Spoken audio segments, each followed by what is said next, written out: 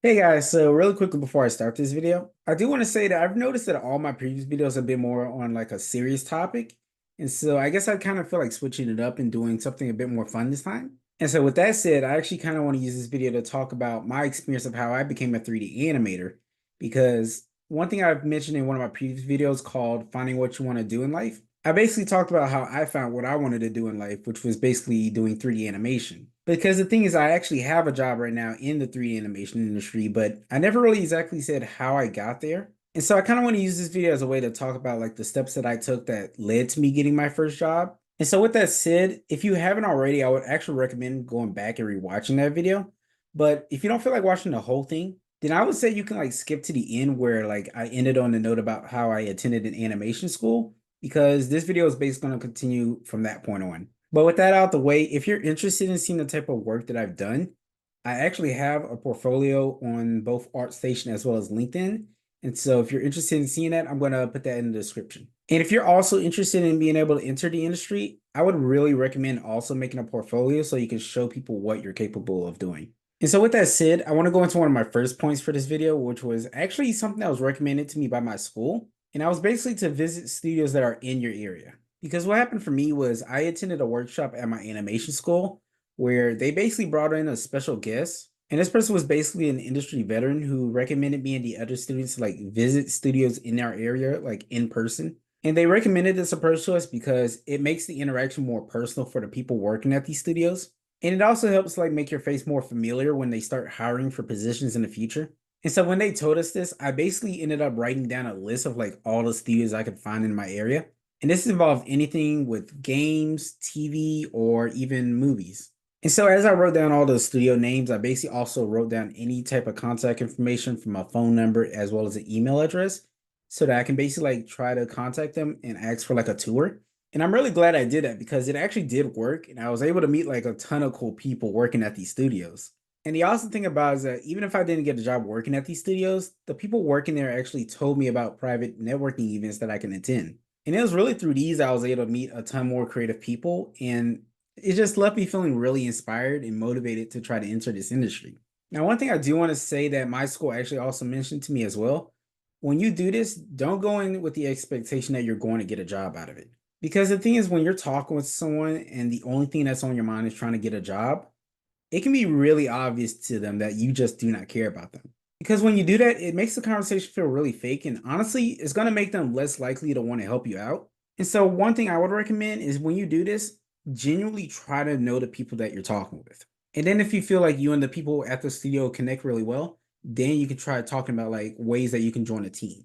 And this is something that my school told me as well, because it's actually really prevented a lot of people from getting a job because it was clear to the people at these studios that the only thing that was on their mind was getting a job. And so all I want to say is don't go in with the expectation that you're definitely going to get a job out of it because it's going to be really obvious to the people at these studios that you just don't really care about them. And so moving on to my next tip, and honestly, in my opinion, this is the one that helped me the most with getting my first job. And it was basically by attending networking events. Now, for the events that I attended, it was both a mixture of in-person events as well as online ones. But first, I'm going to talk about the in-person events that I attended in my city. And so, like I said in the previous point, a lot of the in-person events that I attended were actually recommended to me when I like visited studios in my area. And so I got to attend a good amount of networking events revolving around TV production, film production, game development. In every single one of these events, they always had at least one speaker, and it was specifically someone who was working at a studio in the city. And many times they even brought someone outside of the city. And so it just really gave you a great variety of people to connect with. Now, what I'm saying is probably going to be different for you because the thing for me is that in my city, game development is a big thing. And so for you, your area might be mostly film production, it might mostly be TV production, or I don't know, it just depends on your area. And so if you can, really try to research as much as you can to see what type of networking events are going on in your city or even around it. Other than that, though, I've also been able to attend a lot of online networking events, but most of the ones that I've attended were through LinkedIn. But one of the events that I really know helped me the most, it was basically something called a social Sunday. And so basically it's a chance for you to like introduce yourself and talk about what you do as well as like what you're aiming to do in the entertainment industry. And after you do that, you'll basically have like hundreds of people who can like see your comment. And if they're interested in your work, they can connect with you and even like try to talk with you afterward about giving you an opportunity. And I say that because I've been doing that for a few months, and that's actually what led to me getting my first job. And so I would really recommend attending as many networking events as you can. And I mean both in person and online, because that's what helped me the most when it came to getting my first opportunity in this industry. One thing I do want to say though is don't expect every connection you make to lead you towards getting a job. Because if all you do is just send a connection to somebody or just get their phone number, that's not really enough to get you a job. And I say that because in my personal experience, there were many times where I actually took the initiative to like approach other artists and exchange contact info, but I never heard back from them again. And one example that I do have of when this happened to me was basically I attended this in-person event and I was able to come across this group where like everyone was really into like action films. And so when I told them about how I love those type of movies as well, we basically were like just geeking out for a few hours until we eventually started making plans to make a movie together. But the problem though is that after I contacted them, like maybe the day afterward, they just never responded back to me. And it just felt super weird because it felt like we connected really well on that. And it just basically felt like I kind of wasted my time. And so after like 3 months of basically just no contact from these guys, just like out of the blue, they messaged me about trying to meet up and like making plans to make this movie again. And so after they messaged me about that, we basically met up again and talked for a few hours. And honestly, I just really felt like I wasted my time because when we were talking, we basically just repeated the exact same conversation we had 3 months before they ghosted me. And honestly, the funny part about this story is the fact that like the day right after we met up, I ended up messaging them again about trying to make plans to make this movie, but they just didn't contact me again. And so at that point, I kind of just like gave up and just tried to move on to like finding other people because I could tell like these guys, they were just not going to respect my time. And so I'm not saying this to discourage anybody from doing networking because networking is definitely really good for you when it comes to getting into this industry. I'm just saying don't expect every single person you come across to be a good network for you. And so it's like if you end up being in my situation, just move on, find other people. There are plenty of people to connect with. Just make sure that the new connections that you make are actually respecting your time and are actually going to be beneficial to you. And so after doing all these things for a few months, I eventually got my first job as a 3D animator. And so, like I said in the previous point about attending networking events, I basically got my job through one of the social Sundays on LinkedIn. And so, on this social Sunday event, I basically talked about how I was interested in making like this anime inspired action series. And I wanted to do that by combining my skills in 3D animation with my skills in 3D modeling as well as VFS work to basically kind of make my own like battle shonen series. And so after attending these events for about, I think it was around 4 months of constantly going to people and talking to them about this idea I had, I ended up having this one person message me on LinkedIn. And basically, he ended up looking at my portfolio work and was interested in talk with me about an upcoming project he was working on. And so from there, we basically ended up scheduling this video call so we can talk about like exactly how I can help him out with his project. And when we met up, it was awesome, man. Like honestly, we were talking for a few hours and we basically were just geeking out about like anime and stuff. And then we also talked about like TV shows and movies that we grew up with that kind of inspired us to do what we wanted to do. And so after a few hours of talking with this person, we both felt like we really aligned in our life goals. And that's basically what led to me joining his team and helping him out with his project. And then on top of that, he ended up bringing up the fact that I talked about wanting to create my own animated series and how he can connect me with other artists that he knows can help me do that, which is great because it gives me the opportunity to be able to make my own TV series like I've always wanted. And then on top of that, that can even lead to jobs for the people on the team. But anyway, to get back on topic, I joined the project and I ended up meeting a ton of the members on the team. And it was an awesome experience because I just felt so welcomed by everyone there. And I even got to meet like three of the higher ups for the company. And it was just really fun being able to talk with all these people because it generally felt like they actually cared about me. They were all interested in hearing about my personal life story as well as like what led to me getting where I am now. And so after some time of being able to talk with more people on the team as well as like learning about what exactly I'm going to be doing, I basically ended up realizing that like this job is just perfect. I get to work from home. I get to choose exactly when I want to work as long as I hit a deadline. I'm going to get paid for my work and get paid pretty decently, honestly. They're not going to overwork me. And honestly, the most important part for me is the fact that I get to work alongside a team of really passionate people. Because one thing I've always wanted to avoid more than anything is to work with a team where they just don't care about the project. And so I'm really glad that when it comes to this team, that's not going to be the case. But with that said, there's one thing I want to mention, and it's the fact that there are people where things just don't work out for them. And whether that ends up being you or somebody that you know, don't get discouraged. Because I know that there are many people in this industry where they can end up being in situations where they're being underpaid, they're being unpaid, being overworked, they're working in a toxic work environment. They have to work in person when maybe there's somebody who prefers to work remotely, or it can even be that they're doing work that's just not really fulfilling to them. And I mainly want to say this because I've gone through all of these past experiences before. Because as much as I'm talking about how happy I am to get the opportunity that I have had to go through all of these experiences before from previous jobs. And so I know what it feels like. And I honestly just feel really bad for people because no one deserves to be in that position.